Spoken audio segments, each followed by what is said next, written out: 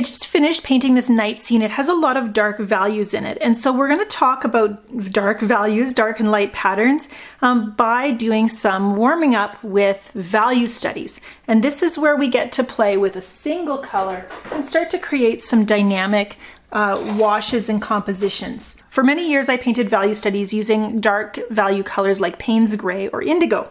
Neutral tint works really well also, but recently I found this watercolor graphite. It's ArtGraf, and this stuff is super fun to work with. I'd encourage you to find some and give it a try yourself. I really love the look it gives to my value studies. Value studies, we often think of them in terms of painting landscape scenes, and that's great, but when we're painting anything in a single color, we're creating a value study, because that single color gives us the opportunity to explore composition by looking at contrast. And you can see right now I'm just working with the ArtGraf water-soluble graphite, and look how beautiful that is. It's a lovely warm gray. It can go down quite dark here, and then it also can be diluted and flow, and it's got some sedimentary kind of granulation happening as well. And I feel like the watercolor graphite is to watercolor what black and white photography is to photography. Often black and white photos just have, especially the kind of grainy ones, they have this beautiful mood and atmosphere that's just incredible to look at. And when I am painting with watercolor graphite, I get that same feeling of, I don't know, it gives this kind of vintage feel, I guess, that I just really love. I created that first strong dark shape, and it looks kind of like a landscape, so I'm working with creating a dramatic sky over the land. And look at how that looks. I'm done. There's this strong dark shape that rushes our eye down towards this strong dark shape, which could be maybe a tree stump or a clump of distant trees. We've got our middle values, again, bringing us over to that part of the painting. And then we've got this big light shape, the white of the paper, which balances those strong heavy shapes. This is why I love to play with watercolor graphite. It was just that simple to create a landscape inspired by that first strong brush stroke. Let's do another one. I'm going to go a little bit smaller because I have some paper here that was prepared from a previous warm-up lesson, and we're going to continue with the whole landscape theme. And landscape themes are often built on strong horizontal shapes. That is a landscape, and I love that it can just be as simple as that. We create a strong line and we end up really with a landscape painting. We've got our horizon. We're going to do more than that though. Let's draw out some of this color down towards the bottom of the page. I'm just using water and I'm pulling away from the darks, and that brings the color with me. The color will follow the movement of your brush. And then let's flip it over. Look at how that changes our landscape painting. It's as simple as that. And now we have suddenly, it looks like a rainstorm over hills, I think. So that's kind of fun. Let's create some lines. And I know we're thinking landscapes, but what if it was just painting shapes right now? And then at some point we decide whether or not we're going to take it to that landscape place. Again, I like to turn it and take a look, see what it looks like if it was going the other way. Oh, that's kind of interesting. What if that was what we were doing? What if this was a cloud? And this was rain coming down off those clouds? They'd need to be darker clouds then.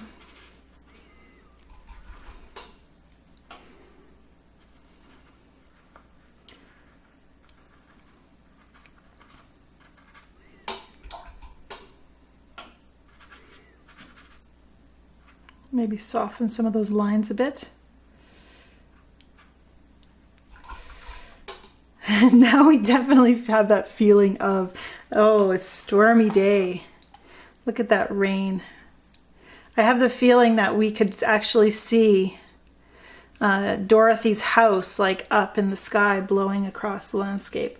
But we won't make it blowing away quite yet. We'll just put that little house shape right in here. Little hint of a roof line. Let's give it an outbuilding or two. Where the paint, of course, is wet, it's hard to get a crisp shape, so our additional buildings might be softer shapes. Probably could have made that house even smaller, actually, and had it work. So there's a little landscape. Now I want to do one more. And for this, I want to use a reference photo that I took in Montreal. So we're going to do an urban scene. So I have the scene in Montreal, and I've painted it a couple times.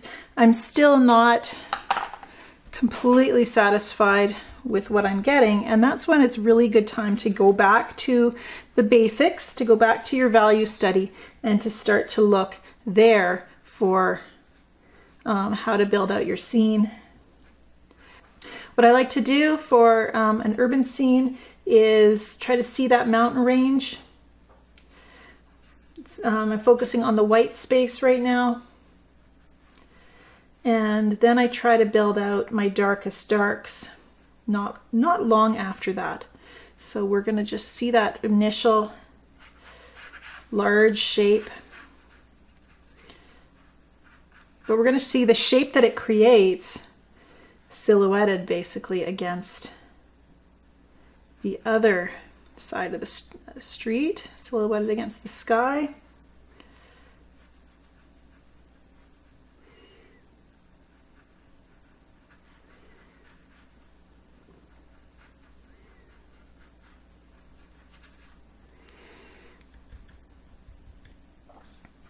And then everything's about comparing what's the lightest part of the painting and what's the darkest part.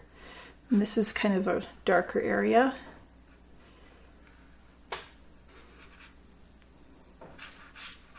And I like to keep the edges of the painting kind of undone.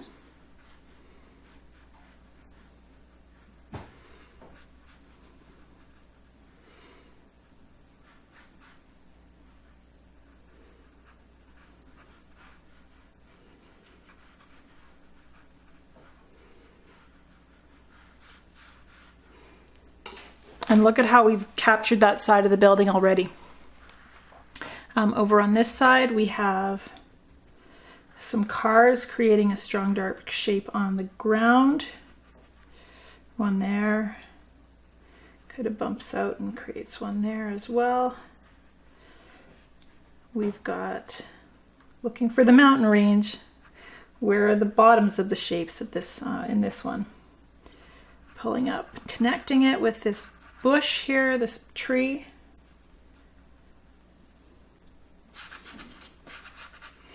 And I'm working with a photo that I've already converted to black and white, and you can see how much easier that makes it. If you're doing value studies, it really helps to do that little extra step of converting your reference photo to black and white.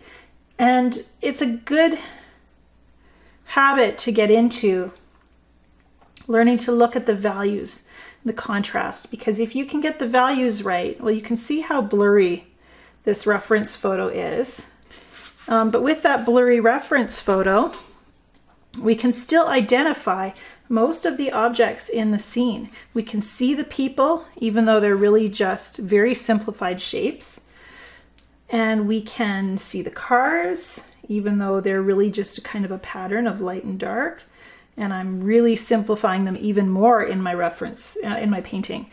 And because this is a value study, it's not meant to be a finished painting. So it's definitely something where my goal is to simplify anyhow. And I'm adding in my darkest darks right now. It's really working. My ability to simplify is what I want to grow in this. It's really one of my strongest goals for my watercolor paintings anyhow. this value study gives me the chance to do that. I'm going to change brushes and use a fine brush. This is a little script brush actually. I'm going to put in those darkest dark lines. And often we save this kind of line work for the end of a painting, but I actually like to do it a little sooner because it keeps me from overworking the middle parts of my painting if I have the beginning and ending established.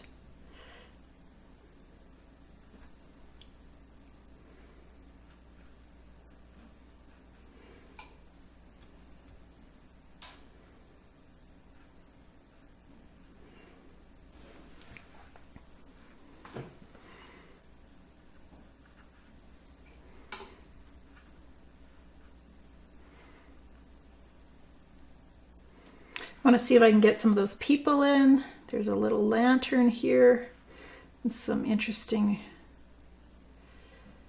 shapes kind of bumping out from the building. Not sure how important they are to my painting.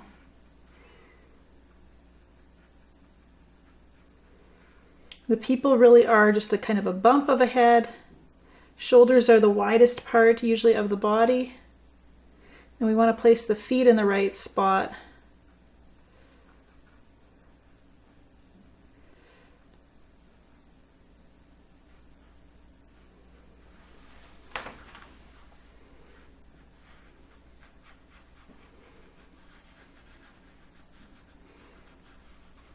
Little texture for the street, that's going to help it read as a road.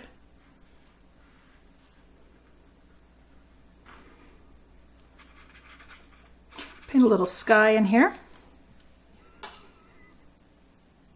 And then anything else that I want to add, maybe I want to do a little bit more line work in here just to get that building just shaped a little bit more crisply. I can add as much detail as I want. Establishing some of those shapes early on help me to feel like it's not essential that I finish all the line work.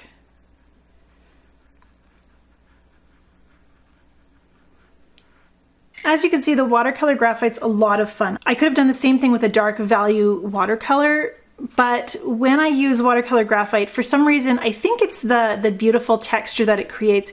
It helps me connect a little bit more to the beauty of what's happening on the paper without just seeing value studies as a means to an end.